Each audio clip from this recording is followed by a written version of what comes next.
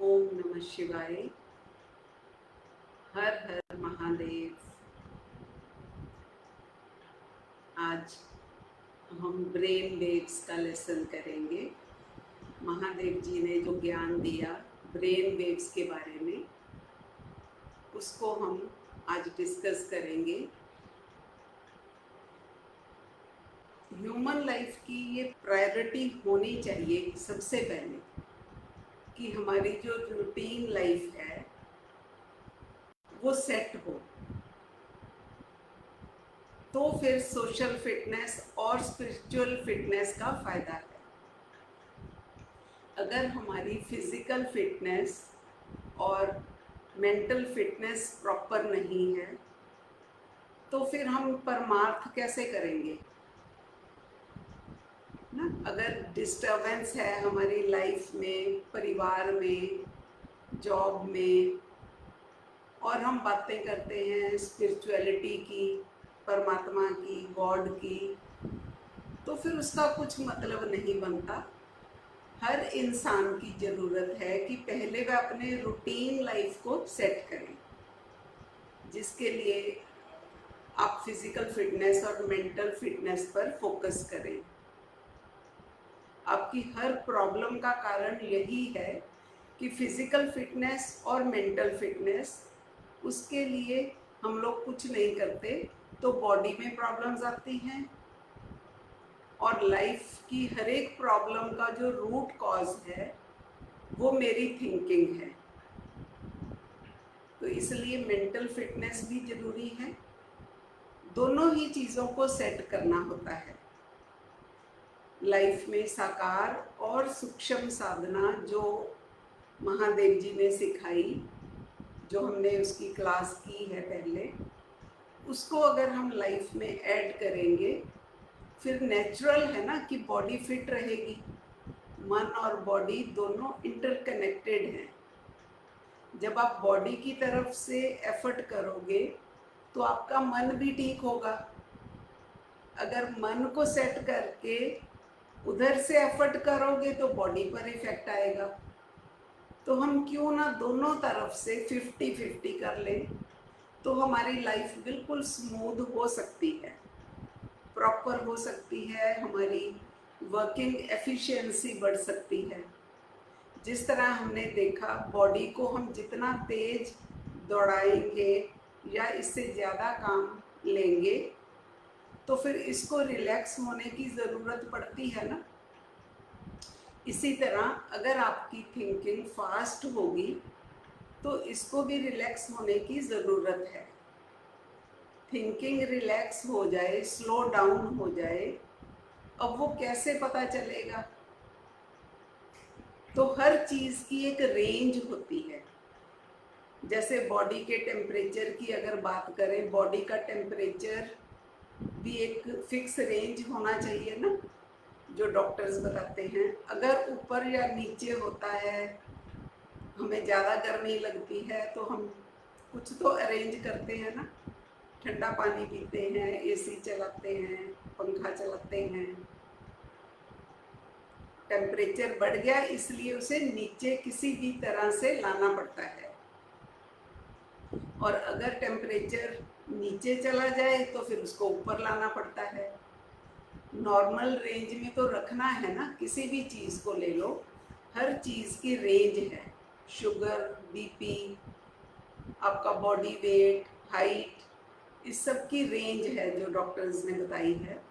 एक रेंज तो फिक्स है ना। नॉर्मल रेंज होगी तो कोई भी चीज़ नॉर्मल वर्क करेगी और हमें डिस्टरबेंस कम आएगी। इसी तरह थॉट्स की भी एक रेंज है।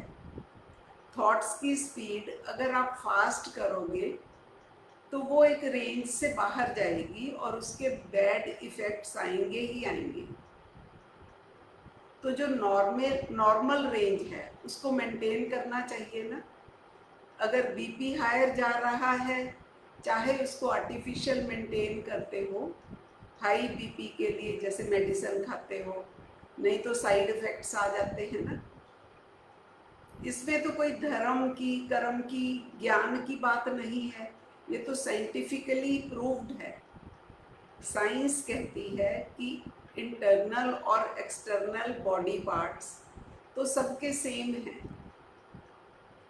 इसके नेक्स्ट है, ये जो जितने भी हमारे बॉडी पार्ट्स हैं इंटरनल, उनके कुछ सिस्टम्स हैं जो इनको कंट्रोल करते हैं बॉडी पार्ट्स को।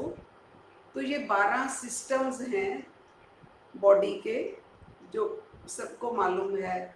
Nervous system, respiratory system, circulatory system, digestive system, skeleton, reproductive, ये सारे सिस्टम्स जो हैं, जो सारे बॉडी के पार्ट्स को चलाते हैं। इनमें से कोई भी सिस्टम अगर गड़बड़ हो जाता है तो बॉडी में इफेक्ट आता है ना, प्रॉब्लम हमें दिखती है। ये जो सिस्टम है, इन सिस्टम्स को फिर आगे हमारी ब्रेन वेव्स गवर्न करती हैं। हर ह्यूमन बॉडी में जो ब्रेन है, हर इंसान का जो ब्रेन है, वो ब्रेन वेव्स प्रोड्यूस करता है कंटिन्यूसली। जो ब्रेन वेव्स प्रोड्यूस करता है, वो ब्रेन वेव्स सारे सिस्टम्स को कंट्रोल करती हैं। उनकी फ्रीक्वेंसी रेंज मैटर करती है।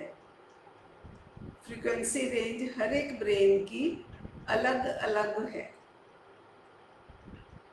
तो हमने इसको साइंस और स्पिरिचुअलिटी का क्या संबंध है, दोनों को साथ साथ समझना है। जो शरीर है उसकी नॉलेज साइंस को है, और आत्मा की नॉलेज स्पिरिचुअलिटी से लिंक करती है। साइंस और स्पिरिचुअलिटी का एक अजीब सा संगम है, जैसे आत्मा और शरीर का संगम है। दोनों का कॉम्बिनेशन कैसे है? आपको बॉडी में से जो आपकी बॉडी है, हर पल हर घड़ी एनर्जी बाहर निकलती है बॉडी में से, लेकिन आपको उसका एहसास नहीं होता। अगर साइंटिफिकली देखें, जो एनर्जी बॉडी से बाहर निकलती है, किस हिस्से से एनर्जी ज़्यादा निकलती है? तो ज़्यादा ब्रेन से ही एनर्जी निकलती है, क्योंकि ब्रेन कंट्रोल रूम है। ब्रेन से जो एनर्जी निकलती है वो वेव्स के रूप में निकलती है। ब्रेन की जो वेव्स निकलती हैं बाहर, साइंस उसे ब्रेन वेव्स कहती है। और उन वेव्स की काउंटिंग वो लोग कैसे करते हैं? ईईजी के द्वारा, इलेक्ट्रोमैग्नेटिक एनसाइक्लोग्राफ बना लेते हैं, जिससे पता चलता है कि ये माइंड कितने साइकिल्स पर सेकंड की वेव्स प्रोड्यूस कर रहा है। ब्रेन वेव्स की फ्रीक्वेंसी कितने साइकिल्स पर सेकंड्स की है, जो कि हर्ट्ज में काउंट होती है। अब वो जो फ्रीक्वेंसी है वो हर एक के माइंड से निकल रही है, वो अलग अलग है सबकी। उसके अकॉर्डिंग साइंस बताती है, अगर आपकी ब्रेन वेव्स ज़्यादा फास्ट निकल रही हैं तो आपकी बॉडी पर बैड इफ़ेक्ट आता है। वो ब्रेन वेव्स जितना कम होंगी क्वांटिटी में, उतना ही आपका ब्रेन पावरफुल होगा और आपकी बॉडी पर पॉजिटिव इफ़ेक्ट आएंगे। हमने ब्रेन वेव्स को स्टडी किया। ये जो चार्ट हमने शेयर किए हैं ऑनलाइन, ये चार्ट है ब्रेन वेव्स की फ्रीक्वेंसी रेंज, जो साइंस बताती है। एक चार्ट है जो साइंस ने ब्रेन वेव्स का चार्ट बताया। ये ब्रेन वेव्स बॉडी के 12 सिस्टम्स को कंट्रोल करती हैं, तो इनको भी हम समझेंगे। 5 टाइप्स की ब्रेन फ्रीक्वेंसी जो साइंस ने बताई, चार्ट में दिखाया है। गामा जो सबसे फास्ट है, फिर बीटा उससे स्लो, फिर अल्फा, फिर थीटा और डेल्टा जो सबसे स्लो है।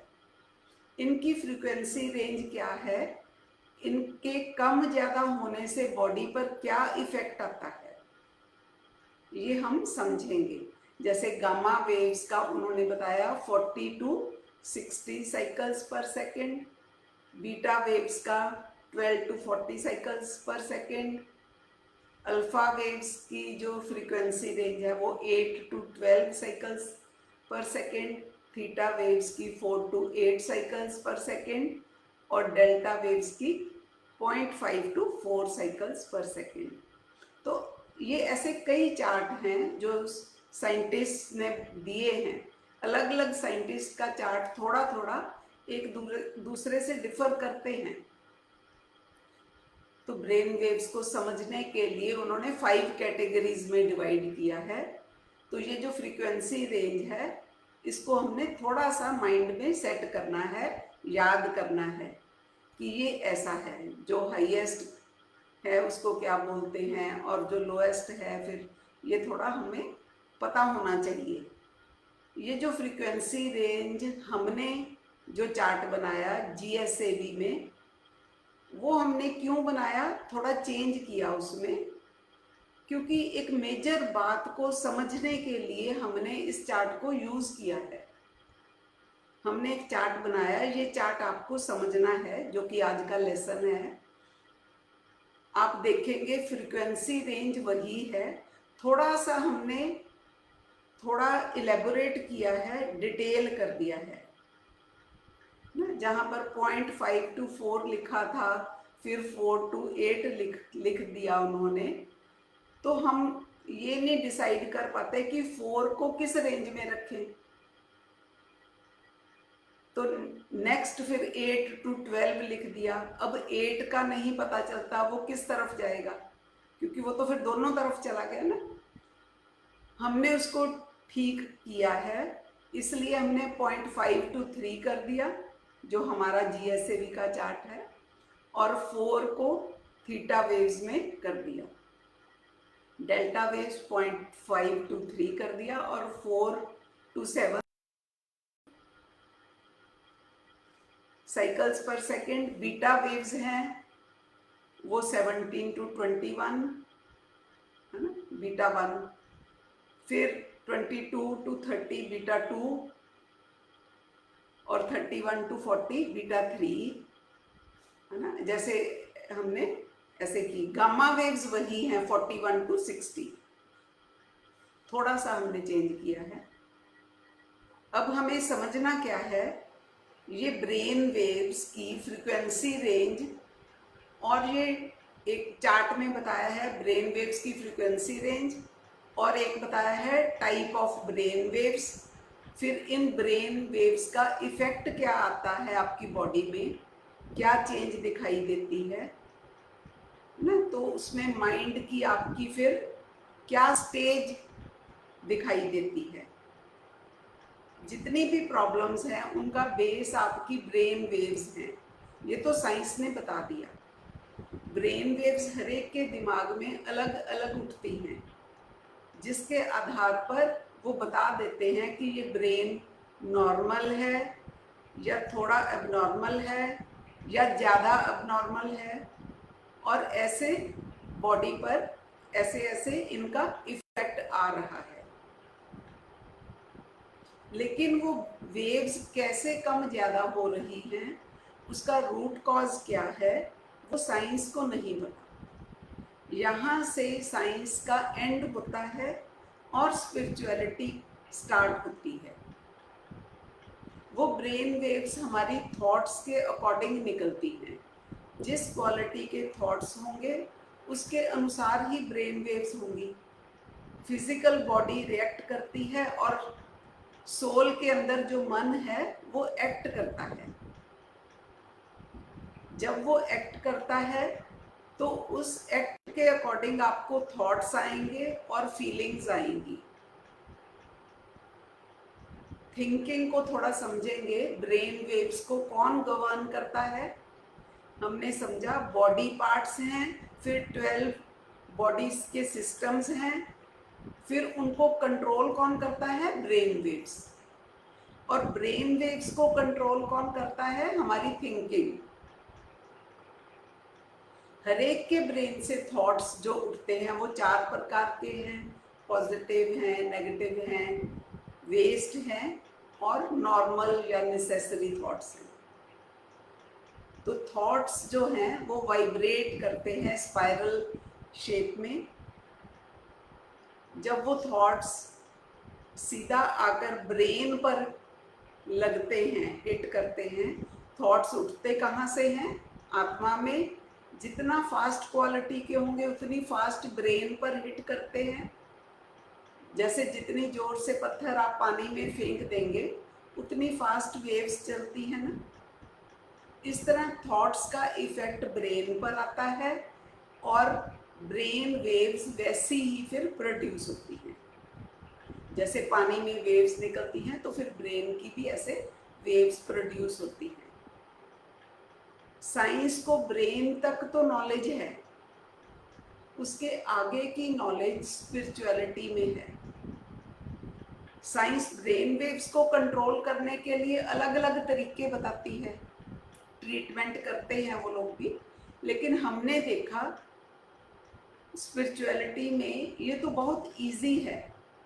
अगर कोई आत्मा की नॉलेज ले ले और अपने थॉट्स को कंट्रोल कर ले, जो रूट कॉज हैं, तो ब्रेन वेव्स अपने आप ही कंट्रोल हो जाएंगी। ये ब्रेन वेव्स फास्ट हैं तो नेगेटिव एनर्जी आती है। वातावरण भी कैसे बनता है, अच्छा और बुरा। वातावरण में एटम्स हैं। मेरे ब्रेन से अगर ब्रेन वेव्स फास्ट निकलेंगे, सारे एटम्स मेरे आसपास जो हैं वो ज़्यादा हलचल में आ जाएंगे। हम कहते हैं नेगेटिव वातावरण हो गया। अगर मेरी ब्रेन वेव स्लो होते होते बिल्कुल स्लो हो जाएंगी तो एटम्स जो मेरे आसपास हैं वो शांत हो जाएंगे। कम्युनिकेशन सिस्टम भी तो एटम्स में ही है ना। मोबाइल के थ्रू जो सिग्नल जा रहा है और आपका मोबाइल वो सिग्नल पकड़ रहा है, कैसे पकड़ रहा है वो सिग्नल? एटम्स के थ्रू ही वो उसको मिलता है सिग्नल। इसी तरह मेरे ब्रेन की वेव्स अगर पीसफुल होंगी तो वह पीस एटम्स के थ्रू आपको फील हो जाएगी। हम कहते हैं ना कि इसकी वाइब्स अच्छी है, इसकी वाइब्स अच्छी नहीं है। तो एक नेगेटिव साइड है ब्रेन वेव्स की। कुछ नेगेटिव चेंज आती है अगर हमारी ब्रेन वेव्स फास्ट हैं, तो हमारे माइंड पर उसका इफेक्ट दिखता है।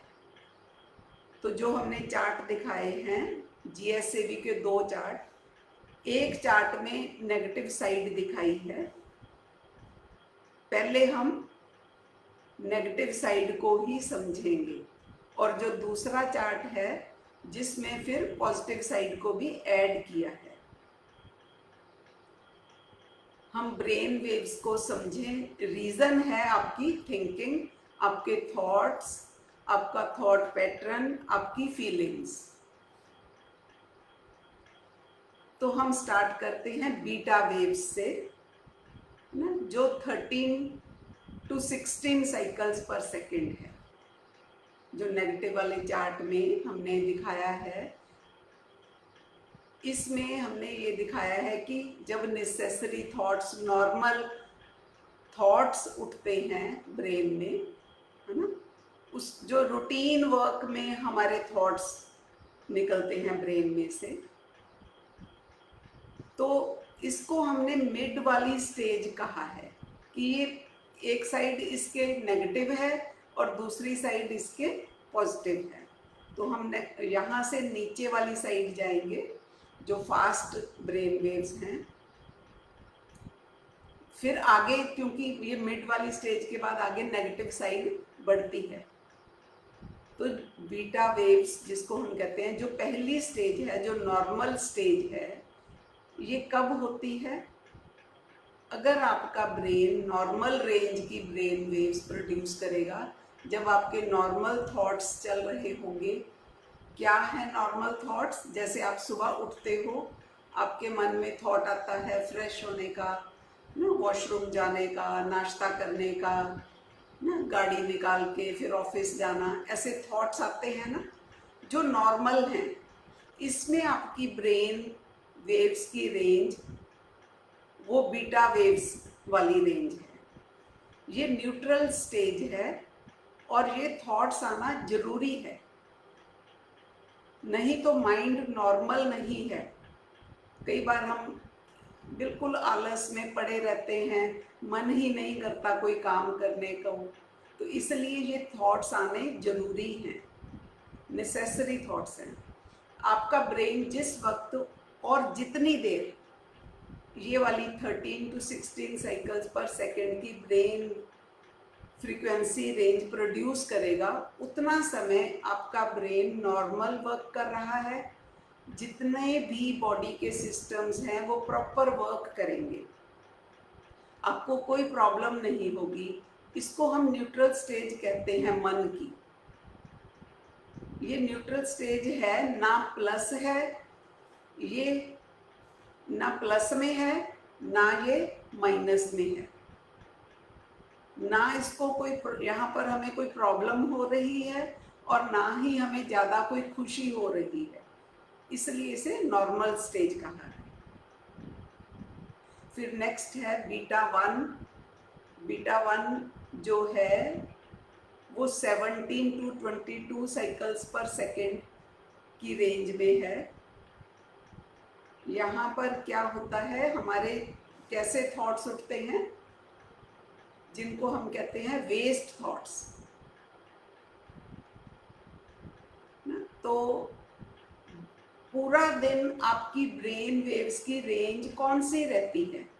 ये जो स्टेज है जब ब्रेन वेव्स की रेंज 17 to 22 होती है, ये तब होती है जब वेस्ट थॉट्स हमारे मन में चलते हैं। वेस्ट थॉट्स किसे कहते हैं? रिलेट्स टू अनफुलफिल्ड डिजायर्स, जो इच्छाएं आपकी अधूरी रह गई।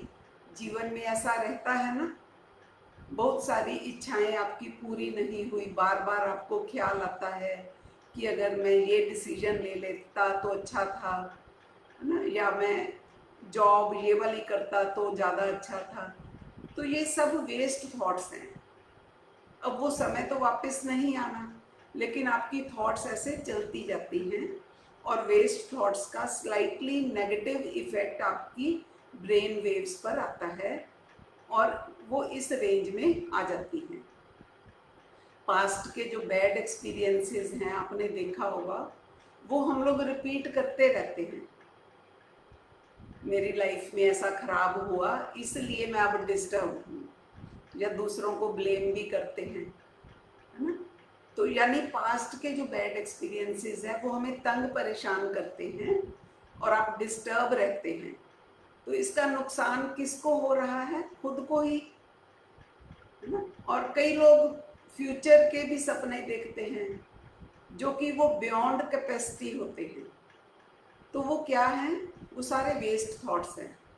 जैसे पॉलिटिक्स की हम लोग बातें करते हैं, हमारा कुछ लिंक नहीं है पॉलिटिक्स, है ना, साइड से, लेकिन हम फिर भी किसी पार्टी को ज़्यादा सपोर्ट करते हैं, किसी को कम करते हैं, या, है ना, ऐसे बड़े बड़े देश के बारे में हम डिस्कशंस करते हैं जो कि हमारी पहुंच में ही नहीं है वो। तो ये भी सब वेस्ट थॉट्स हैं। कोई भी व्यक्ति, वस्तु या स्थान जिसे अगर आप पसंद नहीं करते और वो याद आता है तो भी आप डिस्टर्ब रहते हैं, तो वो वेस्ट थॉट्स है ना, जिनको हम याद करके डिस्टर्ब होते हैं। क्योंकि आपकी बॉडी एडजस्ट नहीं कर पाती तो बॉडी पर इफेक्ट आता है। आप थोड़ा अनकंफर्टेबल फील करेंगे और आपको नर्वसनेस फील होगी, आपको फियर, एंजाइटी होगी, है ना। इसका साइंटिफिक रीज़न क्या है? आपकी ब्रेन वेव्स की फ्रीक्वेंसी रेंज थोड़ी सी हायर साइड चलेगी और इसको हम डिस्टर्ब्ड स्टेज कहते हैं। माइंड की ये डिस्टर्ब्ड स्टेज है और स्पिरिचुअल लैंग्वेज में हम इसको बॉडी कॉन्शियसनेस कहते हैं। और आम भाषा में कोई भी अगर डिस्टर्ब है किसी भी कारण से तो वो बॉडी कॉन्शियसनेस में ही है। तो उसके नेक्स्ट है बीटा टू। ब्रेन वेव्स की जो फ्रीक्वेंसी रेंज है इसमें 23 to 30 साइकिल्स पर सेकेंड है। यहाँ पर नेगेटिव थॉट्स जब हमारे अंदर चलते हैं, जो भी नेक्स्ट स्टेज है ना, हायर जिस फ्रीक्वेंसी रेंज वाली, उसका रूट कॉज उसकी फर्स्ट वाली स्टेज होती है, उससे पहले वाली स्टेज। जैसे फर्स्ट बीटा 1 में हम डिस्टर्ब थे, तो यहाँ पर वो डिस्टर्बेंस का लेवल और ज़्यादा हो जाएगा ना। वो तो हम लोग क्या करते हैं, बीटा 2 ये तब आती है ये स्टेज जब हमारे नेगेटिव थॉट्स होते हैं। नेगेटिव थॉट्स हैं कौन से होते हैं? ईर्ष्या, राग, द्वेष, जलन, लोभ, लालच, लस्ट के, काम वासना के, ये जो थॉट्स हैं ये नेगेटिव थॉट्स हैं। तो आपको कोई दुख दे नहीं रहा, ये डायरेक्ट है, सीधा आपको थॉट आया और आपकी ब्रेन वेव्स की फ्रीक्वेंसी रेंज हायर हो जाएगी, आपके सिस्टम्स डिस्टर्ब हो जाएंगे और आपकी बॉडी में प्रॉब्लम्स आएंगी। तो हम खुद को ही नुकसान कर देते हैं। अपना नुकसान कितना भी कर लो, जितना चाहे आप अपने आप को सेव भी कर सकते हो और अपना नुकसान भी कर सकते हो, ये आपके हाथ में है। जो आपके अंदर एक्वायर्ड सेल्फ है, आपकी नेचर जो है वो आपका रूट कॉज है इस स्टेज के लिए, जो आपको भी डिस्टर्ब कर रही है और वातावरण को भी खराब कर रही है। तो आपकी एनर्जी दूसरों को भी डिस्टर्ब करती है। नेगेटिव एनर्जी आपके माइंड से निकल रही है, क्योंकि आपकी लाइकिंग्स और डिसलाइकिंग्स आपके अंदर स्टोर्ड हैं, जिसको हम एक्वायर्ड सेल्फ कह देते हैं। आपके अंदर किसी के प्रति इमेज स्टोर होती है, किसी को देखकर डिस्टर्ब होते हैं, बर्दाश्त नहीं कर सकते, दूसरों के एक्शंस देखकर डिस्टर्ब हो जाते हैं, दूसरों की थिंकिंग से डिस्टर्ब होते हैं। तो उससे क्या होता है, आप कर तो कुछ सकते नहीं, आप सप्रेस्ड फील करते हो, जिसके कारण से फिर frustration, irritation, anxiety, tension, depression body में फील होंगे, क्योंकि आपके सिस्टम्स डिस्टर्ब हो जाएंगे। इसको हम स्ट्रेस्ड स्टेज मानते हैं, आप स्ट्रेस में हैं। और बीटा 3 फिर नेक्स्ट स्टेज क्या है, 31 to 40 साइकिल्स पर सेकेंड, ये higher level of negative thoughts हैं ना? तो जब वो फीलिंग्स हम लोगों की, वो अनकंफर्ट फील करते हैं, है ना। अनकंफर्ट के बाद फिर स्ट्रेस्ड हो गई नेक्स्ट स्टेज, क्योंकि पिछली से आगे आगे बढ़ रही है ना। स्ट्रेस्ड के बाद सप्रेस्ड हो गए, तो ये वाली कौन सी स्टेज है, ये माइंड की एक्शनेबल स्टेज है।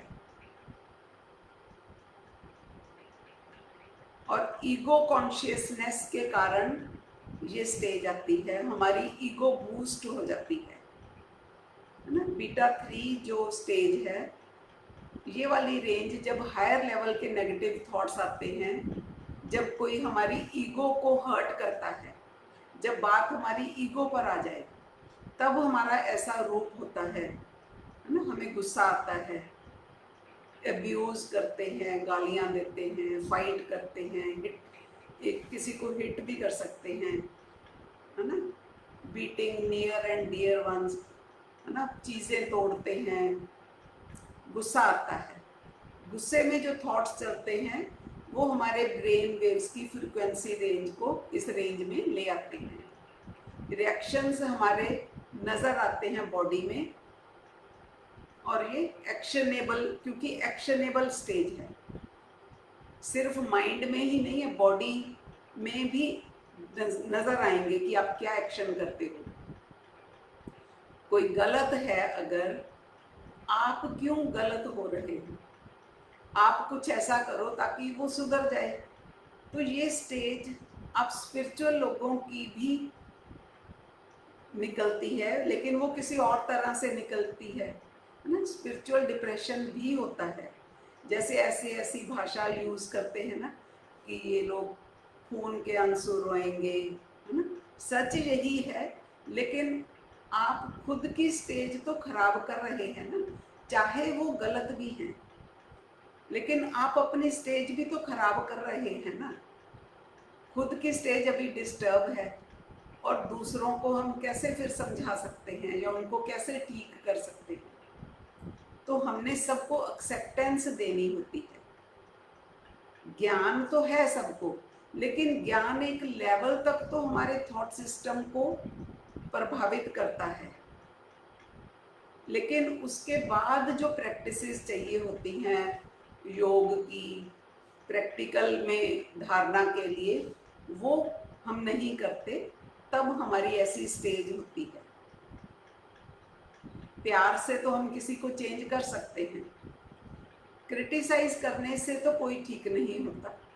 गलत को गलत कहना तो ये तो दुनियावी काम है, स्पिरिचुअल लोगों को तो ये काम शोभा ही नहीं देते।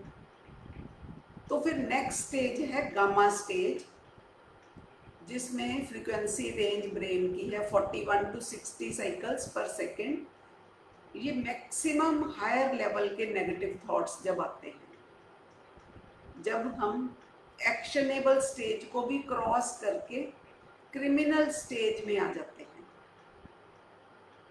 है ना, तब उसको हम कहते हैं क्राइम कॉन्शियस हो। बस एक्शन अगर आपका ब्रेन जैसे 41 to 60 की रेंज में चला जाता है तो आप आउट ऑफ कंट्रोल हो जाएंगे, है ना। ऐसा बोलते हैं ना कि मुझे ऐसे करना नहीं था, उसे मारना नहीं था, पता नहीं क्या हुआ, मैंने उसे मारा, ये वाली स्टेज है। जब आप हीनियस क्राइम करते हो, murder, group murder, mass killing, rape, इस स्टेज में होते हैं, उस वक्त उनके मन की स्टेज क्या होती है, उसको क्रिमिनल स्टेज कहा जाता है, क्योंकि जो भी वो करेगा इस स्टेज में, उस वक्त वह क्राइम की कैटेगरी में ही आएगा। गामा वेव्स का कारण है मैक्सिमम हायर लेवल के नेगेटिव थॉट्स, जैसे रिजिडिटी के कारण भी, बदला लेने के कारण की जो भावना होती है, किसी से हम लोग बदला लेना चाहते हैं कि इसको तो मैं छोड़ूंगा नहीं, इसको मैं खत्म कर दूंगा। अब ये किसी पर्टिकुलर पर्सन के प्रति भी हो सकता है आपका भाव, या फिर आप रिलीजियस में भी, रिलीजन्स में भी कट्टरता होने के कारण, हिंदू है तो मुसलमान को मार देंगे, मुसलमान है तो हिंदुओं को मार देंगे, धार्मिक उन्माद जिसको बोलते हैं, जिनके अंदर होता है, उनकी खुद की ब्रेन वेव्स की फ्रीक्वेंसी रेंज ये है, क्योंकि उनमें रिजिडिटी होती है। उसका रिजल्ट यही रहता है कि वह आउट ऑफ कंट्रोल हो जाते हैं, क्राइम करते हैं, जो कि आप देख रहे हैं समाज में ऐसा होता है। तो जो सुसाइड करते हैं उनकी भी यही स्टेज होती है। जैसे पहले जो राजा लोग होते थे, युद्ध करते थे ना, ऐसा थोड़ी सोचते थे कि कितने लोग मर जाएंगे। ऐसे ही टेररिस्ट होते हैं, वो कुछ भी किसी को भी मार देते हैं, तब उन्हें डर नहीं लगता, उनकी सोचने समझने की शक्ति खत्म हो जाती है। जिनकी वाइब्रेशंस इतनी नेगेटिव होती हैं, वो फिर आप देखेंगे हमेशा अशांत ही नजर आएंगे, उनके पास बैठना भी आपको मुश्किल लगेगा, और वो बहुत जल्दी जल्दी बोलते ही रहेंगे। स्पिरिचुअल लोग भी ऐसे काम करते हैं, जैसे क्राइम के केस डाल देते हैं, है ना, बाबा के ऊपर, एक बाबा ने दूसरे बाबा के ऊपर केस डाल दिए, ये सब किए तो स्पिरिचुअल लोगों ने ही है ना। ये सब जो बातें हैं, हम भी इनसे अवेयर होते हैं, अवेयरनेस तो होती है कि क्या चल रहा है, लेकिन हम डिस्टर्ब नहीं होते। कलयुग है, लोगों की सोच ऐसी होगी ही, लेकिन मेरी सोच क्या है, बाहर में ऐसी घटनाएं तो ये दिनों दिन बढ़ेंगी, लेकिन मैं क्यों डिस्टर्ब हो रहा हूँ। ये एक स्टेज है कि दुनिया में क्या हो रहा है हमारे लिए सिर्फ इंफॉर्मेशन है, अवेयर तो होना है। जितनी भी वैसे शरीर पर भी जो हमारी बीमारियां आती हैं, वो नेगेटिव एनर्जी के कारण ही तो आती हैं। हम अपना नुकसान क्यों कर रहे हैं। बाहर के नेगेटिव एटमॉस्फेयर के कारण भी इफेक्ट आता है, लेकिन हम खुद भी तो अपना नुकसान करते हैं। हम ज्ञानी हैं, हम बोलते हैं हम तो परम शांति के संकल्प करते हैं, वाइब्रेशंस देते हैं लोगों को, लेकिन अंदर परम शांति होती नहीं। किसी को शांति देने से पहले या दूसरों से एक्सपेक्ट करने से पहले देखना है मेरे में शांति है या नहीं। आम रूटीन में तो सभी ठीक ठाक ही दिखते हैं, चलते फिरते अच्छी बातें कर रहे होते हैं, ज्ञान की बातें करते हैं, लेकिन हो सकता है एक्चुअल में उनकी ये ऐसे नेगेटिव वाली स्टेज हो माइंड की। क्या पता लगता है अंदर से किसकी क्या स्टेज है, लेकिन खुद को तो पता होता है ना। ऐसा नहीं है कि नेगेटिव साइड ही होती है मन की। मन क्या है, ये जो हमने सारी नेगेटिव साइड बताई, ये मन माइंड की स्टेजेस बताई ना, तो मन है क्या? ये जो विचार उठते हैं ना आपके अंदर, विचारों के उठने की जो क्रिया हो रही है, इसी को मन कहते हैं। ये जो विचार उठते हैं वो पॉजिटिव भी हो सकते हैं, नेगेटिव भी हो सकते हैं।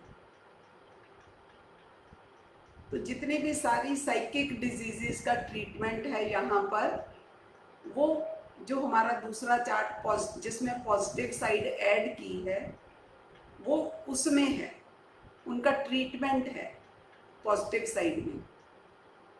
कोई भी टेक्निक से अगर आपके थॉट्स की स्पीड स्लो हो रही है, नॉर्मल हो रही है, तो आप रिलैक्स हो जाओगे। नॉर्मल मीन्स न्यूट्रल स्टेज हमारा, क्योंकि नेगेटिव साइड ज़्यादा चलता है ना आम आजकल, तो हम नॉर्मल स्पीड में भी रिलैक्स फील करते हैं।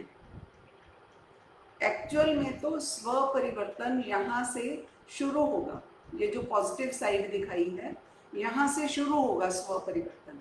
ये नॉलेज जरूरी है। रिलीजियस नॉलेज से वहाँ संकल्प कम करते हो तो परसेंटेज में फर्क तो आता है। गुरुद्वारे मंदिर में जाकर भी खुद को शांत करते हो, प्रॉपर समझ लो लेकिन इसको कि ये होता कैसे है। ये जो स्टेज है, अगर ये थोड़ा सा ज़्यादा टाइम चलेगी, नेगेटिव साइड, इसकी हैबिट पड़ जाएगी, और हम हैबिचुअल ही तो हुए पड़े हैं ना। तो आप जीवन में किस रेंज में सुबह उठते हो देखें, उठते ही उसकी नॉर्मल चाल क्या है जो हमारा माइंड है। कई बार उठते ही हम डिस्टर्ब उसमें उठते हैं ना, मूड में, ऐसा ही होता है। जैसे आप जब गाड़ी चलाते हो तो सबकी स्पीड अलग अलग है। नॉर्मल रूटीन में कई लोग 80 से कम नहीं चलाते, एक हैं जो 60 की स्पीड में चलाते हैं, एक हैं जो आराम से चलाते हैं, साइड में करके गाने लगा लेते हैं, और वो कहते हैं मैं 40-50 से ऊपर नहीं चलता, सबको रास्ता देते हैं 40 की स्पीड में, है ना। और दूसरे की नॉर्मल स्पीड जो है वो 60 है, और एक की नॉर्मल स्पीड 80 है। ये कोई फिक्स नहीं है। गवर्नमेंट ने तो फिक्स की है कि आपने इस स्पीड में चलना है ना, नॉर्मल रेंज गवर्नमेंट ने तो बताई है, लेकिन होती तो सबकी अलग अलग है। ऐसे ही ब्रेन वेव्स सबकी फ्रिक्वेंसी रेंज है ड्यूरिंग डे टाइम, आम रूटीन में अलग अलग है। तो आपकी भी एक फ्रीक्वेंसी रेंज फिक्स हुई पड़ी है, नॉर्मल सबकी अलग अलग फिक्स हो चुकी है। आप उससे नीचे आते ही नहीं, तो चेक करना है मेरी नॉर्मल स्पीड कौन से वाली है, कौन सी वाली रेंज में है। और इसी का फिर अगर वाइस वर्सा उल्टा है, आपकी ये वाली जो ऊपर वाली स्टेज, वो आपको हेल्प करेगी, और आपको इसकी प्रैक्टिस करनी पड़ेगी जो पॉजिटिव साइड की। हमने समझ लिया आत्मा और शरीर अलग अलग हैं। थॉट्स आत्मा में उठते हैं, थॉट्स का इफेक्ट ब्रेन पर आता है, ब्रेन से ब्रेन वेव्स निकलती हैं, जिसका इफेक्ट पूरी बॉडी में जाता है और बॉडी रिस्पॉन्ड करती है। उसका रूट कॉज हमारी सोच है। थॉट्स भी पॉजिटिव और नेगेटिव क्यों उठ रहे हैं, उसका रूट कॉज है आपके संस्कार। तो फिर हम तो वहां पर वर्क करेंगे ना। अब हमने नेगेटिव साइड देखी, पॉजिटिव साइड का आधार क्या है? जो हम चाहते हैं विश्व में परिवर्तन हो, शांति हो जाए, उसका आधार भी मेरे अंदर है। मेरे विचारों से दुनिया खराब हुई है, तो मैं अपने विचारों से इसको ठीक भी कर सकता हूँ। ये भी पावर हमारे अंदर, हर आत्मा के अंदर है। पॉजिटिव पावर भी हमारे ही अंदर है। अगर नेगेटिव पावर अंदर है तो पॉजिटिव भी हमारे अंदर है। पॉजिटिव साइड में जाएंगे तो ब्रेन वेव्स की फ्रीक्वेंसी कम हो जाएगी, जो नॉर्मल रेंज है। ये जो पॉजिटिव साइड है, इस पॉजिटिव साइड को भी, ये जो रेंज है हमने जो बनाई है ना, 8 to 12, ये अल्फा, उसके बाद फिर और कम जो है थीटा, फिर उससे कम डेल्टा, ये आती है ना। तो नॉर्मल पहले है, माना जब विचार वेस्ट और नेगेटिव नहीं होंगे। जो नेगेटिव साइड हमने देखी, वेस्ट और नेगेटिव थॉट्स थे। जब थॉट्स पॉजिटिव साइड में होंगे, पॉजिटिव साइड में कैसे होंगे? आत्मा के अंदर ही विचार हैं, और आत्मा के अंदर ही 7 गुण, माना 7 शक्तियां हैं। इसका मतलब अभी हमारे अंदर काम, क्रोध, लोभ, ईर्ष्या, राग, द्वेष, ये साइड बढ़ गई और पॉजिटिव साइड कम हो गई। जब मेरे अंदर मेरा मन पीस, प्योरिटी, हैप्पीनेस क्रिएट करेगा, तो मेरे मन की रिलैक्स स्टेज होगी।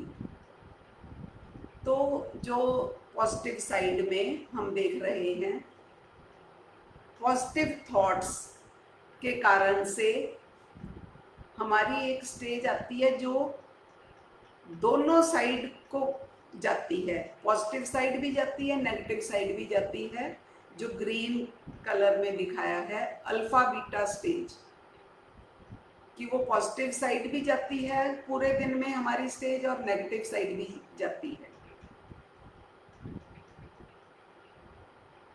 तो ये स्टेज हमने खुद बनाई है। आप ध्यान से देखेंगे तो जैसे हम कहते हैं ना, ये कॉमन है कि आजकल ये चीज़ चलती है, मैक्सिमम चलती है। हम कहते हैं ना कि ये मार्केट में ये ब्रांड बहुत दिखता है।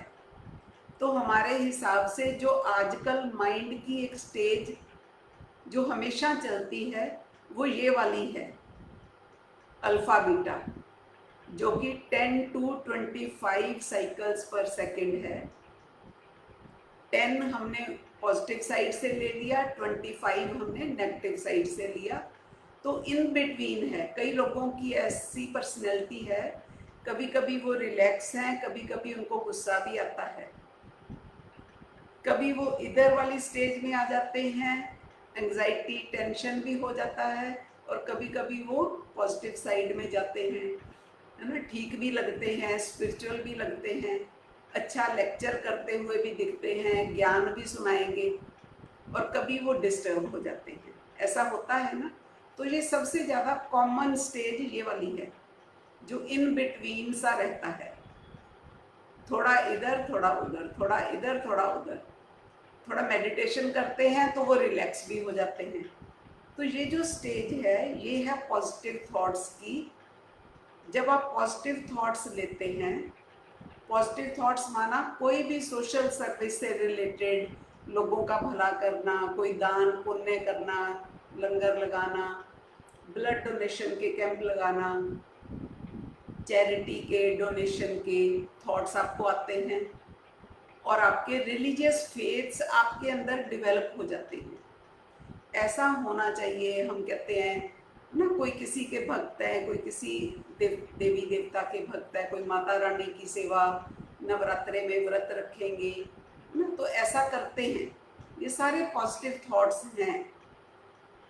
एक ये जो वाइब्रेशंस देते हैं ना, आश्रम में बैठकर मेडिटेशन में शांति के वाइब्रेशन देना, विश्व में शांति हो, जो ब्रह्मा कुमारीज करती हैं, इंटरनेशनल योग रखते हैं।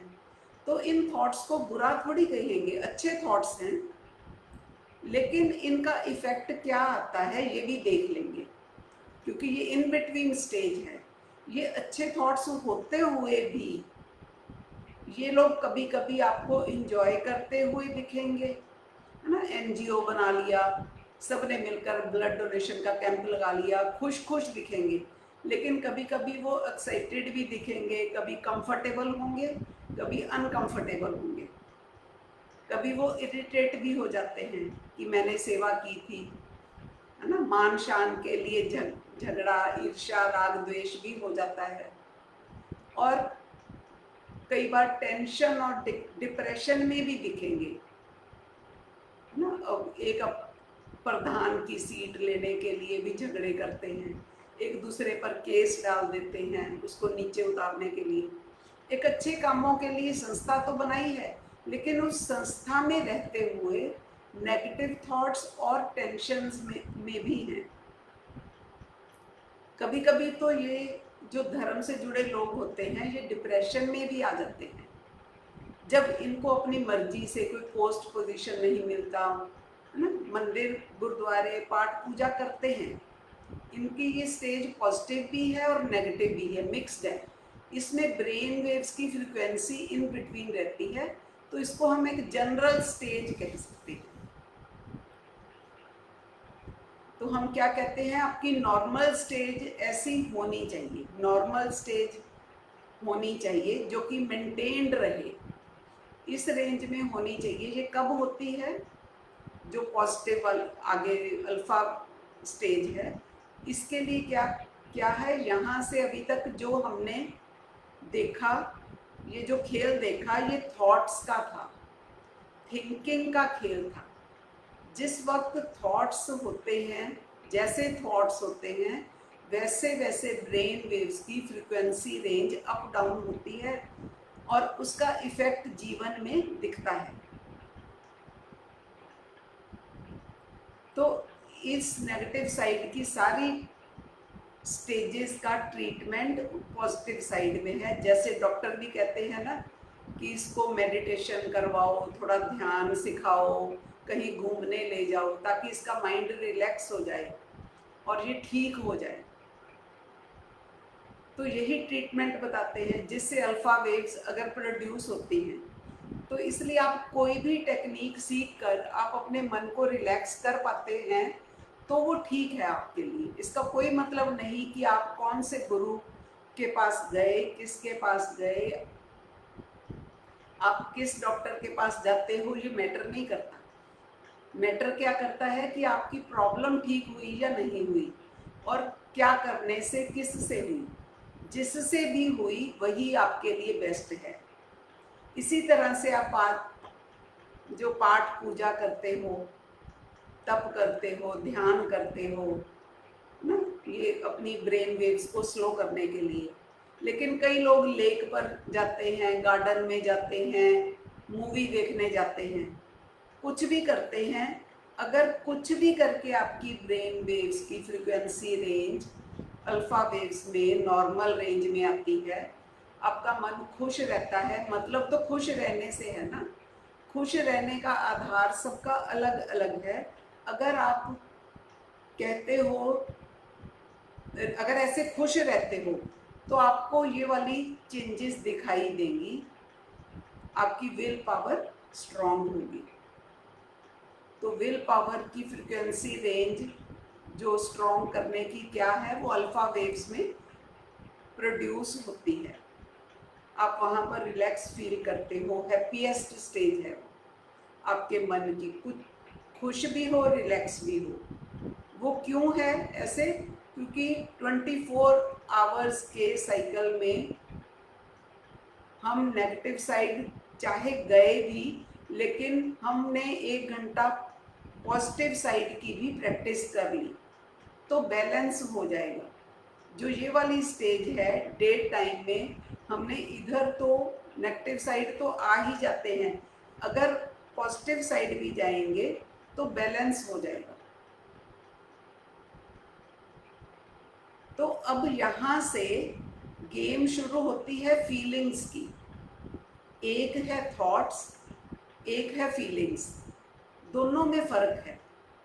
पॉजिटिव थॉट्स का मैंने बता दिया, थॉट्स पॉजिटिव हैं, और मंदिर वालों का सबका एम भी पॉजिटिव है कि लोगों की सेवा करनी है, लेकिन पॉजिटिव एम होते हुए भी वो डिस्टर्ब हैं, लड़ते झगड़ते भी हैं, तो उनकी स्टेज जो है वो नॉर्मल नहीं होती। अगर आपकी फीलिंग्स पॉजिटिव हैं फिर ये स्टेज नहीं आती। तो फिर हमने ऊपर जो पॉजिटिव साइड है वहां पर हमने पॉजिटिव फीलिंग्स लिखा है। फीलिंग्स की बात करें, अगर पीस, प्योरिटी, हैप्पीनेस की फीलिंग आती है, फील होता है आपको, थॉट नहीं फील करना है। पीस को हम, पीस के थॉट्स नहीं हमने क्रिएट करने, हमने पीस को फील करना है।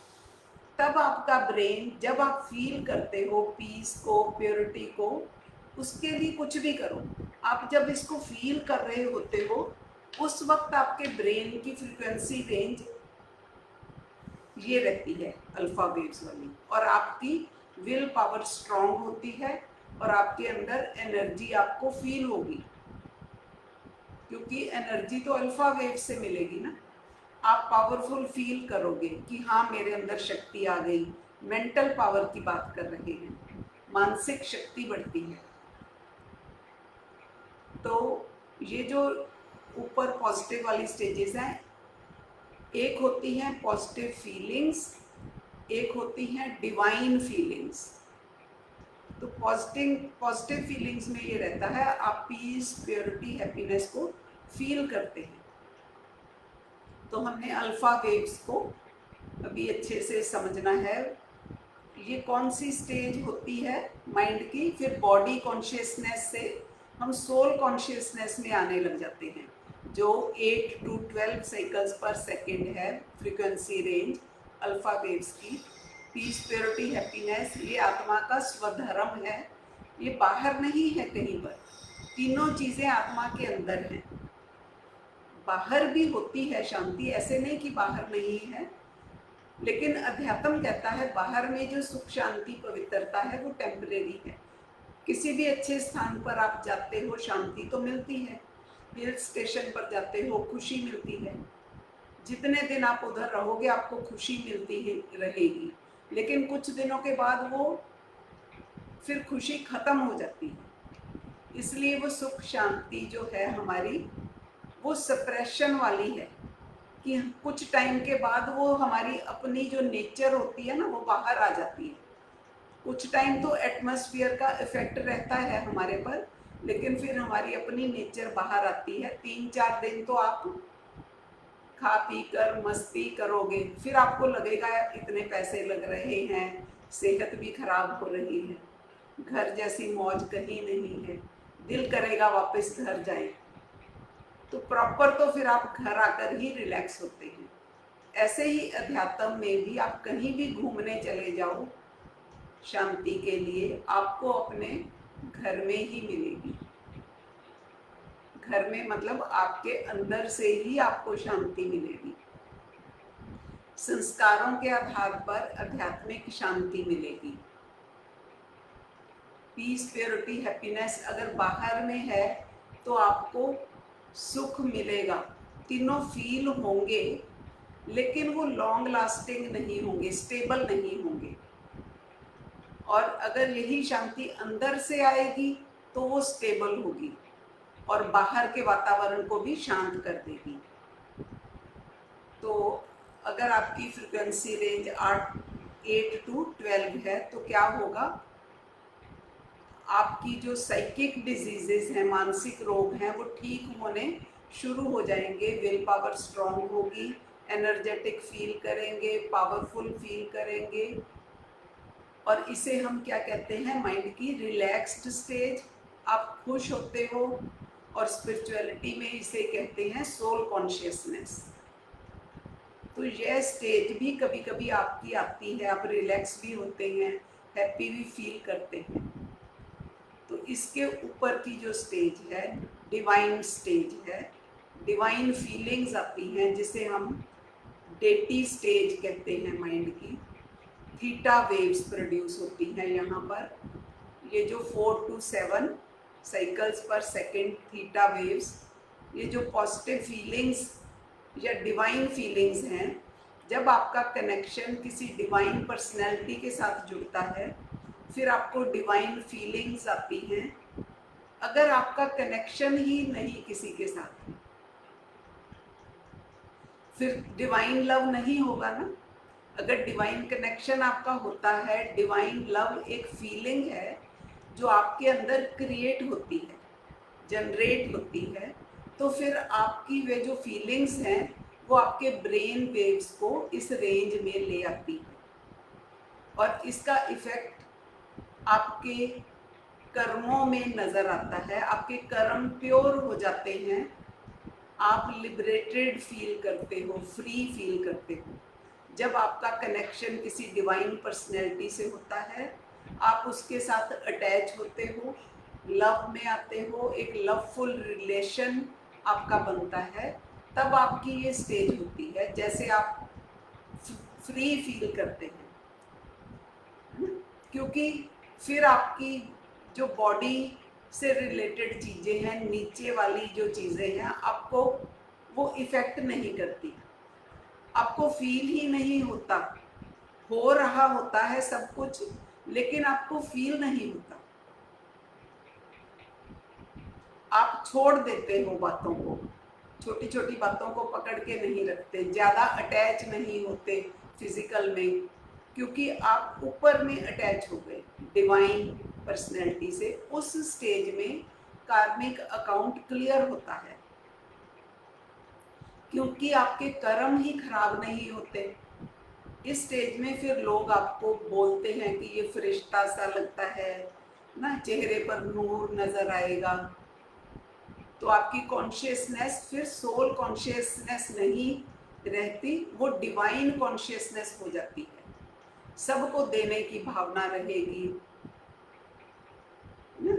और एंजलिक स्टेज है वो, फरिश्ता स्टेज। देवता मानते हो खुद को, जैसे डॉक्टर को पेशेंट के लिए रहता है ना, तो ऐसे लवफुल स्टेज है, आपके अंदर सबके प्रति प्रेम की भावना निकलती है, सबको आप दे रहे होते हो, सबको वाइब्रेशंस देते हैं। उस समय आप अपने आप को देवता मानते हो। नेचुरल है देवता माना ही देने वाली स्टेज। जैसे अगर आप डॉक्टर हैं तो आपका पेशेंट के प्रति रहम भाव रहेगा ही।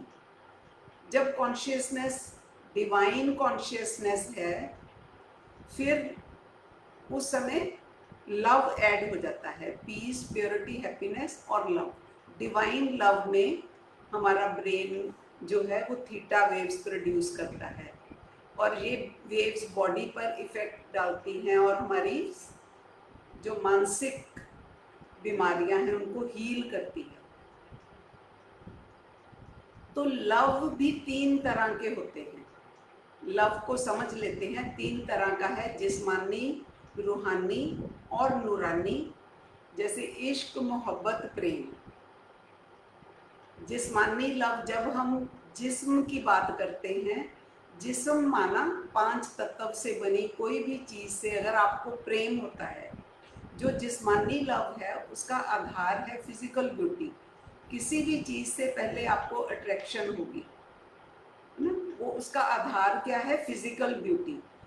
किसी इंडिविजुअल से हो सकती है अट्रैक्शन, किसी चीज़ से हो सकती है, किसी स्थान से हो सकती है।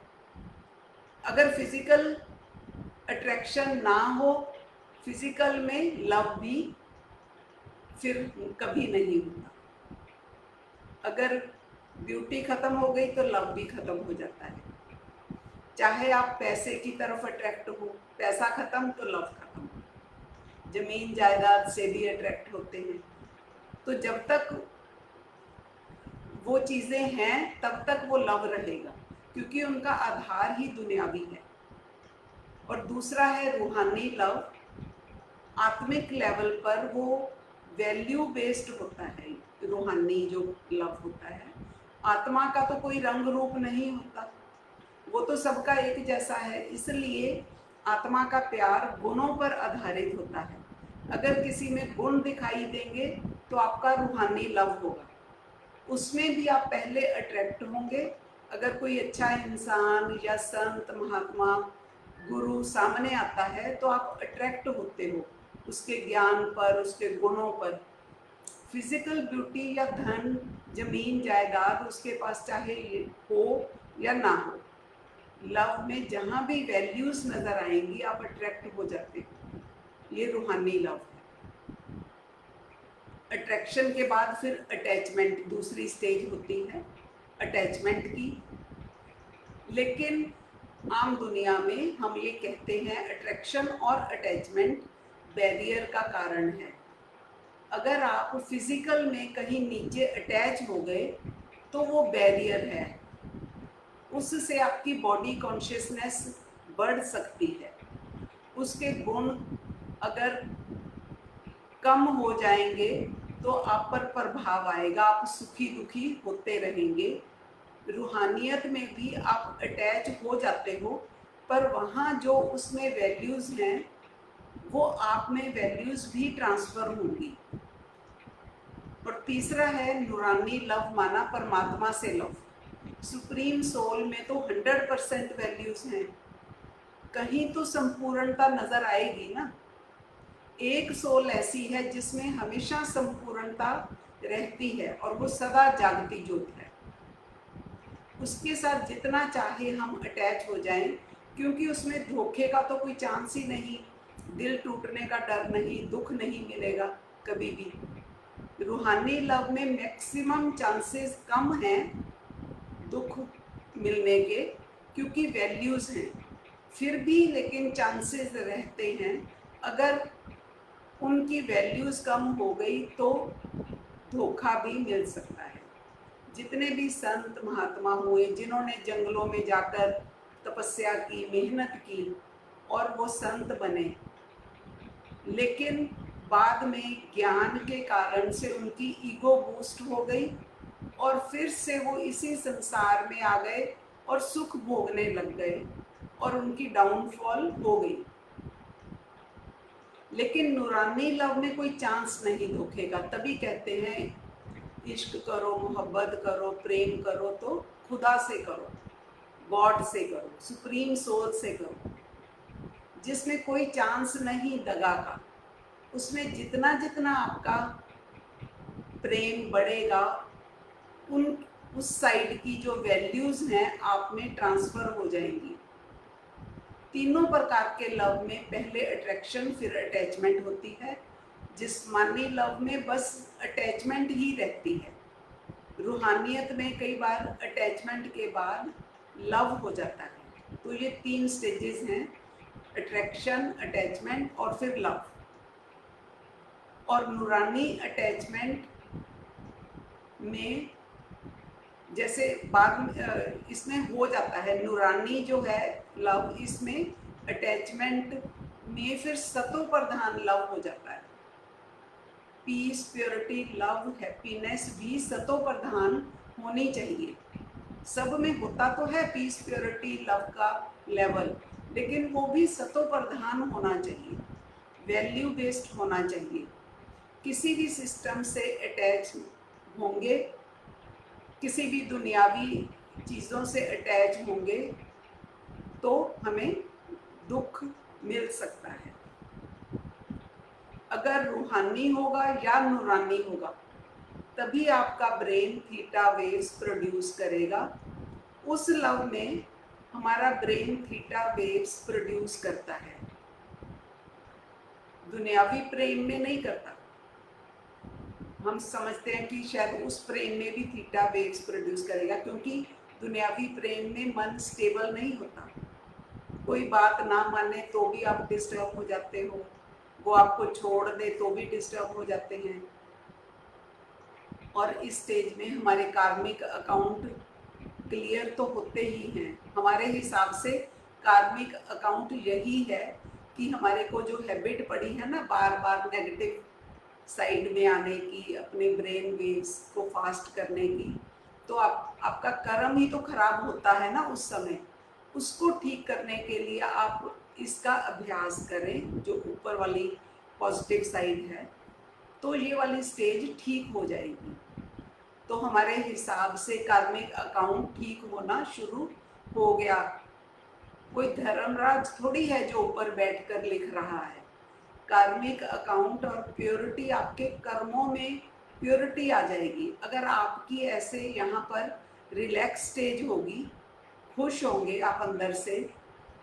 कर्मों में फिर प्योरिटी होगी, आपके कर्मों में कोई ईर्ष्या, राग, द्वेष, ऐसा कोई छल कपट नहीं होगा और आप लिबरेटेड फील करोगे।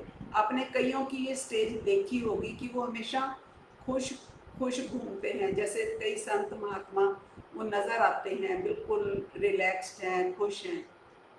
उन्होंने ये स्टेज मेंटेन की है। उनके बोलचाल से आपको पता चलेगा, तकरीबन आपको वो ऐसे ही नज़र आएंगे। और कई बार आप मुख से उनको बोल भी देते हो कि ये तो फरिश्ता लगते हैं, है ना। उनके चेहरे पर अलग ही नूर लगता है और वो डिस्टर्ब नहीं होते कभी। तो स्पिरिचुअलिटी में इसको डिवाइन कॉन्शियसनेस कहते हैं। इस स्टेज को आप मेंटेन कर सकते हो। कोई भी स्टेज को मेंटेन कर सकता है। फिर जो उससे आगे की स्टेज है डेल्टा स्टेज, है ना, जो भी ज़्यादा हायर स्टेज है, डेल्टा वेव्स अगर आपका ब्रेन प्रोड्यूस करता है तो फिर अनकंडीशनल लव होता है। वो और भी आगे की स्टेज है जिसे ब्लेसिंग स्टेज कहते हैं। उस स्टेज में आपको कुछ फर्क नहीं आता नीचे का, उसको हम गॉड कॉन्शियसनेस कहते हैं, क्योंकि कॉन्शियसनेस ही तो अपग्रेड हो रही है ना। तो डेल्टा वेव्स की फ्रीक्वेंसी रेंज है 0.5 to 3 साइकिल्स पर सेकेंड ना। तो मैक्सिमम ये जो डिवाइन फीलिंग्स वाली स्टेज है, जिसको हम थॉटलेस स्टेज भी कहते हैं। तो अभी तक पॉजिटिव साइड में हमने देखा रिलैक्स्ड स्टेज, डिवाइन स्टेज, जो कि दूसरों के लिए हैं, दूसरों को हम इसमें कुछ ना कुछ देते हैं, पॉजिटिव देने वाली स्टेज है। और ये वाली है ब्लेसिंग स्टेज, इसमें सिर्फ आशीर्वाद ही निकलता है, देने लेने का भान नहीं रहता कि मैं उसको वाइब्रेशंस दे रहा हूँ, आशीर्वाद दे रहा हूँ, बस सदा ही आशीर्वाद निकलता है। वो आत्मा ब्लिस की स्टेज को फील करेगी, जहाँ कहते हैं ना निजानंद स्वरूपम शिवोहम शिवोहम, निज के आनंद में भ्रमण करने वाला। बोला जाता है ना शिव के बारे में, ज्ञान स्वरूपम शिवोहम शिवोहम। शिव ज्ञान स्वरूपी है, निजानंद स्वरूपी है। तो आनंद अंदर से क्रिएट कर लिया, खुद तो आनंदित है, सारे संसार को आनंद दे रहा है, जिसे कहते हैं गॉड कॉन्शियसनेस, ब्लिसफुल स्टेज। इसमें ब्लिसफुल फीलिंग्स आती हैं। वो कब उठती हैं? जब आपका डिवाइन कनेक्शन होता है, डिवाइन लव भी होता है और उसमें वननेस होती है। वननेस माना एक के साथ। अगर आपका डिवाइन कनेक्शन है, जैसे लव भी कईयों के साथ होता है ना। आजकल सभी लोग सबके साथ मिलजुल कर चलने को अच्छा मानते हैं कि उसकी भी सुन लो, उस गुरु का भी सुन लो, उस देवी देवता की भी पूजा कर लो। अगर कृष्ण से, राम से, गुरुओं से, है ना, जो लेटेस्ट सदगुरु हैं, ओशो हैं, रविशंकर जी हैं, वो सभी अच्छे लगते हैं। वो अच्छा लगता है तो अच्छा ही, लेकिन उसमें वननेस नहीं है। तो लास्ट स्टेज में वननेस जो एक से होती है, जो एक के साथ होती है, फिर कंसंट्रेशन पावर डेवलप होती है।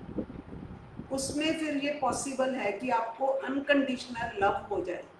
लव होगा आपको सारी सृष्टि से, सारी कायनात से, सबसे होगा, हर एक इंसान से। जो प्यार होगा वो अनकंडीशनल होगा, गॉडली लव होगा। जो गॉड करता है वो अनकंडीशनल लव है। आपको हर चीज से हो जाएगा, अकेले इंसानों से नहीं, प्रकृति से, पौधों से, ना, पक्षियों से, पशु पक्षियों से, हर चीज से प्यार। ये गॉडली लव है, ये आपकी गॉड कॉन्शियसनेस है। ये गॉड वाली फीलिंग्स है, वो किसी की भी हो सकती हैं। ये मैंने आपको समझा दिया इसका ब्रेन वेव्स का, इसके पीछे थिंकिंग का, उसके पीछे हमारे जो थिंकिंग पैटर्न वर्क करता है, जिस लेवल का जिसका थिंकिंग सिस्टम होगा उसकी फिर वैसी ही स्टेज बनती है। तो आपने 4 स्टेजेस देखी, बॉडी कॉन्शियसनेस जो नेगेटिव साइड में, फिर सोल कॉन्शियसनेस, डिवाइन कॉन्शियसनेस और गॉड कॉन्शियसनेस। ये स्टेजेस हमारी खुद की स्टेजेस हैं। आप खुद चेक कर लें खुद की स्टेजेस आपकी क्या हैं। ब्रेन वेव्स के आधार पर आप अपनी स्टेज चेक करते हैं।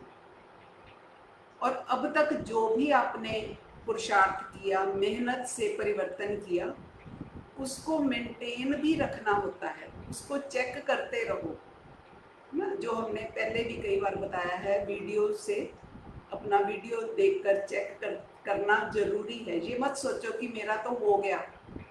हमेशा मेरे मन में ये रहे कि मैं पुरुषार्थी हूँ, मेरे में कोई पावर है, निराकारी अवस्था को मैं फील करता हूँ। तो अगर आप में अगर ऐसी स्टेज है तो उतनी ही आपकी रिस्पॉन्सिबिलिटी भी बढ़ जाती है। हम यहाँ पर लोगों के कल्याण के लिए ही हैं। जितना हायर फील उतना दूसरों को समझाने की जिम्मेवारी बढ़ गई। इससे निर्माणता आएगी, ईगो नहीं बूस्ट होगी। मैं जो हूँ, जैसा भी हूँ, मुझे उतना तो मेंटेन रखना ही है। रूटीन व्यवहार में अगर कोई कमी कमजोरी नजर आए तो वहाँ पर ईगो नहीं बीच में आनी चाहिए कि मैं तो ज्ञानी हूँ, मुझे कोई क्या समझाएगा। कोई भी आपको ज्ञान दे सकता है, हमें ले लेना चाहिए जो भी अच्छी चीज़ बताता है, एक्सेप्ट करना चाहिए। अगर ज्ञान में हमने पहचान लिया परमात्मा को तो उसको साथ रखना है। ऐसा फील करते हैं कि जब हम अपनी चेकिंग करते हैं, अपना वीडियो देखते हैं कि मैं आत्मा ये शरीर रूपी वस्त्र पहनकर अपना रोल कैसा प्ले कर रहा हूँ, तो हम ये फील करते हैं कि वो भी देख रहा है और मैं भी देख रहा हूँ। तो हमें 3 चीज़ें क्लियर होनी चाहिए। एक, मुझे अपना रूप स्वरूप क्लियर होना चाहिए कि आपका क्या पार्ट है, क्या रूप, आपके जो आत्मा है किस लेवल की है, उसकी क्या स्टेज है। आप किसी के बारे में जाने या ना जाने फर्क नहीं पड़ता, अपने बारे में जानना जरूरी है। अपने बारे में कैसे जानेंगे? क्योंकि दूसरे लोग तो अपने बारे में बताते हैं, जितने भी गुरु हैं वो अपना पार्ट बताते रहते हैं, लेकिन उससे हमें क्या फायदा होगा? तो अपने बारे में कैसे जानेंगे? ऊपर से शुरू करेंगे। ऊपर की फील क्यों नहीं आती, मूल वतन की फील हमें क्यों नहीं आती? क्योंकि यहाँ पर जो हमारे अंदर माइंड में है ना, जो ब्रेन वेव्स हैं उनकी स्टेज हम देखते हैं, जो कि रूट कॉज है। हमारी थिंकिंग चेंज कर जब तक नहीं होगी, मन हमारा साफ नहीं होगा अंदर से, तो हम शांत नहीं, और शांति के वाइब्रेशंस देते हैं। तो एज ए डिटैच्ड ऑब्जर्वर आप अपनी स्टेज देखनी है। जो पहले हमारी स्टेज 100% थी, जब आत्मा मैं ऊपर से आई, उसको हमने फिर से रिवाइव करना है ज्ञान के द्वारा और योग के द्वारा। तो हमने ट्रीटमेंट साइड की प्रैक्टिस करनी है। ट्रीटमेंट साइड कौन सी है? जो अल्फा, थीटा और डेल्टा स्टेज है। मैंने अपनी जो अक्वायर्ड सेल्फ है इस समय इसको एक्सचेंज करके फिर से अपना इनेट सेल्फ वापस क्रिएट करना है, उसको जागृत करना है। तभी कहते हैं ना, आत्मा की ज्योत जगाओ। तो अब मुझे उल्टा करना है, थॉट्स को ही तो चेंज करना है। मैं वैसे थॉट्स क्रिएट करूँगा नेगेटिव स्टेजेस में, पता नहीं चलता, जो कि ऑटो हुई पड़ी है मेरे अंदर। जो संस्कार सेट हैं, मेरे अक्वायर्ड संस्कार भी 5 तरह के हैं। जो लास्ट वाला है विल पावर के संस्कार, विल पावर को स्ट्रॉन्ग करके सारे को पलट देंगे। विल पावर बीच में ब्रिज का काम करेगा।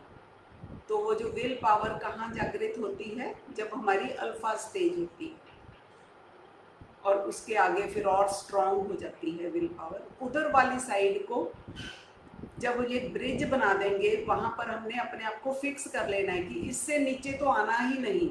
जो न्यूट्रल स्टेज है, नॉर्मल स्टेज है, उससे नीचे मुझे नहीं आना। तो विल पावर बीच में ब्रिज का काम करेगी। उधर वाली साइड को हम इधर नहीं आने देते, मतलब नेगेटिव साइड को पॉजिटिव साइड नहीं आने देते। विल पावर अगर आपने स्ट्रॉन्ग कर ली तो उधर वाले संस्कार इधर नहीं आएंगे, वहीं रुक जाएंगे। फिर उसके बाद ट्रीटमेंट स्टेज को यूज करके, जो नेक्स्ट स्टेज है थीटा और डेल्टा स्टेज, उनको यूज करके हम अपने अंदर 7 गुणों को, आत्मा के गुणों को क्रिएट कर लेंगे। सारी शक्तियां आपके अंदर है, इनको हम क्रिएट कर सकते हैं। सारी पावर्स को बाहर निकाल सकते हैं ना। नेगेटिव साइड डाउन हो जाएगी। इस नेगेटिव साइड पर हमने कोई वर्क नहीं करना, और आपने कोई पश्चाताप नहीं करना। हम सब एक जैसे ही हैं, कम से कम सुधर तो रहे हैं, स्व परिवर्तन खुद ही कर रहे हैं। तो चेक करना है संस्कारों को, किस कैटेगरी के संस्कार मेरे अंदर एक्ट करते हैं। यही स्व परिवर्तन है। साइंटिफिकली भी ये प्रूव्ड है। अगर ब्रेन वेव्स नॉर्मल रेंज में नहीं रहती, किसी का भी ब्रेन है, चाहे बच्चे का, बूढ़े का, जवान का, किसी भी धर्म वाले का, किसी भी मजहब वाले का, किसी का भी है, उस ब्रेन की ब्रेन वेव्स की एक नॉर्मल रेंज है। उस रेंज में ब्रेन वेव प्रोड्यूस करता है तो वो नॉर्मल है। 13 to 16 साइकिल्स पर सेकेंड, बस इतनी चाहिए। अगर ये ब्रेन वेव्स इस रेंज में है तो वो नॉर्मल है। आपको ना एंगर, ना एंजाइटी, ना टेंशन, फ्रस्ट्रेशन, कुछ नहीं होगा। ना ब्लड प्रेशर, शुगर, कुछ नहीं होगा। ये कोई ज्ञान की बात नहीं है, ये साइंटिफिकली प्रूव्ड है। क्योंकि ब्रेन की भी एक बियरिंग कैपेसिटी होती है, बॉडी की भी बियरिंग कैपेसिटी है। तो जो नॉर्मल रेंज 13 to 16 तक है, और आपकी बॉडी में ये सारे जितने सिस्टम हैं वो सारे प्रॉपर वर्क करेंगे। इसमें कोई ध्यान का या गुरु का कोई लेना देना नहीं, ये सिर्फ साइंटिफिक है। कोई भी इंसान जब सुबह उठता है तो वो चेक करे कि वो बीटा 1 स्टेज में उठता है, फिर बीटा 2 में भी चला जाता है ना, बीटा 3 में भी चला जाता है। इसलिए हर कोई टेंशन में है, जल्दी में है। ब्रेन वेव्स की फ्रीक्वेंसी रेंज अप होना और डाउन होना डायरेक्ट उसका लिंक आपकी थिंकिंग से है। थॉट्स नॉर्मल होंगे तो वो नॉर्मल रेंज में रहेंगे। तो इसलिए सॉल्यूशन लोगों ने क्या निकाला, तकरीबन लोगों ने ऐसे सेट किया हुआ है कि सुबह 1 घंटा मंदिर, कोई गुरुद्वारा जाते हैं। वहाँ पर क्या इफेक्ट आता है, जो आम रूटीन में लाइफ में हौच पौच हुआ पड़ा है, हायर रेंज में चल रहा है ना, उनका वहाँ जाने से वो स्लो डाउन हो जाता है, और कई बार नॉर्मल भी हो जाता है। और नॉर्मल होने से वो पीस को फील करते हैं। पीस एक्चुअल में गुरुद्वारे मंदिर में नहीं है, मंदिर के प्रति जो उनके अंदर फेथ बैठा हुआ है ना, पॉजिटिव, वहाँ जाते ही वो एक्ट करता है, और ऐसे उनकी थिंकिंग वहाँ स्लो हो जाती है और उनकी बॉडी पर पॉजिटिव इफेक्ट आता है। कुछ भी करो, थिंकिंग स्लो तो होनी ही चाहिए। ये एक प्रैक्टिस है जो अगर हम करेंगे, इसी को लोग मेडिटेशन कह देते हैं, ध्यान कह देते हैं। मेडिटेशन का पर्पस ही यही है। मेडिटेशन का पर्पस क्या है, आपकी थिंकिंग स्लो होनी चाहिए। कोई कहीं भी जा रहा है, जहाँ अच्छा लगता है, थिंकिंग तो स्लो होती है उससे, वो पीस को फील करते हैं। 12 घंटे में से 1 घंटा निकालो, प्रैक्टिस करो, करेंगे तो इसका इफेक्ट आता है, और हमारी स्टेज वो काउंटर करती है नेगेटिव स्टेज को, है ना। तो आप पे जो साइड इफेक्ट आए होते हैं ना नेगेटिव स्टेज के कारण, अंदर इरिटेशन, एंजाइटी, वो दिखाई देते हैं। इसका ट्रीटमेंट या सॉल्यूशन क्या है कि आप 1 घंटा जो लोअर फ्रिक्वेंसी रेंज है, जो पॉजिटिव वाली साइड है, उस रेंज में रहो। जिसको तो अध्यात्म की नॉलेज नहीं है, वो इंसान तो अपने आप को ठीक करने के लिए क्या करते हैं, माला फेरते हैं, मंत्र जाप करते हैं, कुछ भी करते हैं, पूजा करते हैं, हिसाब किताब करेगा ऐसा कुछ भी।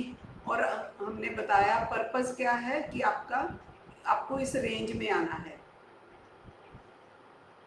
कहीं भी जाने की अगर हम कहते हैं ज़रूरत नहीं, अगर आप वो वाली प्रैक्टिस घर में ही सीख लेते हैं जो ब्रेन वेव्स को स्लो डाउन करती हैं, जिसके कारण से ब्रेन पर साइड इफ़ेक्ट्स आपको आए हैं। जैसे किसी मेडिसिन से एलर्जी हो जाती है तो डॉक्टर उसको ठीक करने के लिए एंटी एलर्जिक कोई चीज़ देता है ना। तो ऐसे जो हमारे ब्रेन पर साइड इफ़ेक्ट्स आए हैं नेगेटिविटी के, है ना, जो कि आजकल कॉमन है, सभी कहते हैं कि ये तो हमारे कंट्रोल में ही नहीं। लेकिन फिर तो ये अज्ञान हुआ ना, इसको हम कहते हैं लैक ऑफ नॉलेज। ये कंट्रोल में नहीं है, ये तो सच है, किसी के भी कंट्रोल में नहीं है। फिर नॉलेज क्या है, जिसको हम कहते हैं नॉलेज। एक्चुअल में नॉलेज तो ये है कि आपको पता लग जाए कि ब्रेन वेव्स इतनी फास्ट क्यों हैं, आपको इसको कंट्रोल करना आ जाए। ये प्रैक्टिस है। जो पावर कहते हो ना, मुझे एनर्जी चाहिए, पावर चाहिए, वो पावर, वो एनर्जी कहाँ से आएगी? वो आएगी अल्फा वेव से। अल्फा स्टेज में ऐसे अगर आप 15-20 मिनट, आधा घंटा बैठते हो, जो प्रैक्टिस हमने सूक्ष्म साधना में बताई है, साकार साधना की भी बताई है, आपकी जो प्रॉब्लम है वो थिंकिंग के कारण से है और आपने सॉल्यूशन इस थिंकिंग में ही कर लिया, अगर ब्रेन वेव्स के हिसाब से करेंगे, क्योंकि उसमें बताया गया ना कि कैसी थिंकिंग का इफेक्ट कैसा आता है। तो परसेंटेज में वो कम होने शुरू हो गई। ये कोई ऐसी बात नहीं कि मंत्र जाप करते रहो 50-50 साल फर्क कोई पड़ नहीं रहा। इसका तो डायरेक्ट है, अगर कोई अल्फा वेव्स प्रोड्यूस करेगा उसकी बॉडी पर इफेक्ट आना ही आना है। Physical fitness plus mental fitness, हम तो कहते हैं रूटीन में इतना ही कर लो, इतना बहुत है।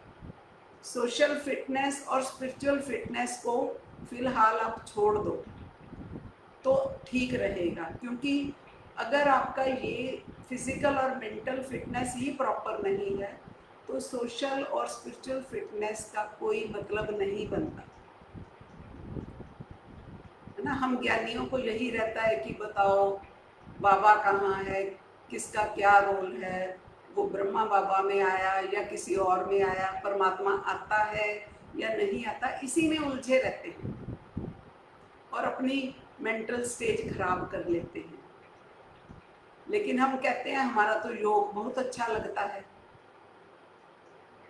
ये तो प्रॉपर कर नहीं पा रहे हम, physical fitness mental fitness proper नहीं। और हम कहते हैं मैं तो स्पिरिचुअली पूरा फिट हूँ, ये तो हो ही नहीं सकता। हम कहते हैं हम तो सीधा परम धाम में जाते हैं, योग लगाते हैं, मैं तो पहली 12 आत्माओं में हूँ, मैं तो बीज रूप आत्मा हूँ, नेक्स्ट टू गॉड आत्मा हूँ। इन सब चीज़ों में अच्छा तो लगता है, लेकिन स्व परिवर्तन नहीं होता।